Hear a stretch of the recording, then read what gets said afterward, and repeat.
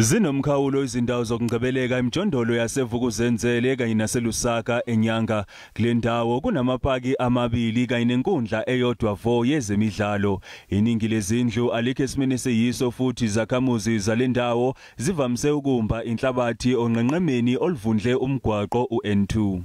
Umama uLindiwe Sisulu owayenguminister ngoko waze waphindwa ubuyiselwa ngoku wayekhuphe ibudget ekuthiwa ukuzokhelwa zonke i-major areas ezisashiyekileyo since 1994 kwenziwe lo development yezo.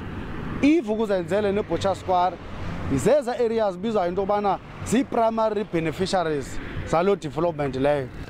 Iziphathimandla zithi ukumbiwa kwenhlabathi kufanele kubikwe emaphoyiseni. Lokhu zikusho khathi ziyobhonga emswaneni emndenini emine eshonelwe yizingane kulandela ukudilika kwendunduma yenhlabathi ebezidlala kuyo. It doesn't matter whose child it is, it doesn't matter whose piece of land it is. But Metro Police, law enforcement, even South African police, even traffic, but even adults. And that was part of my key message yesterday.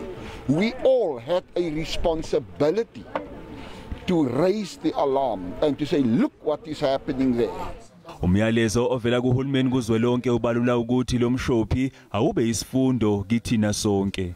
Abo baphetheyo apha eKapa mabafunde ukuba mayingaphindi yenzeke lento ukwenzela ba ababahambileyo ngabe sesifundo bafuduke abantu basuswe apha kuphuculwe le ndawo kwakhiwe indawo zokudlala abantwana.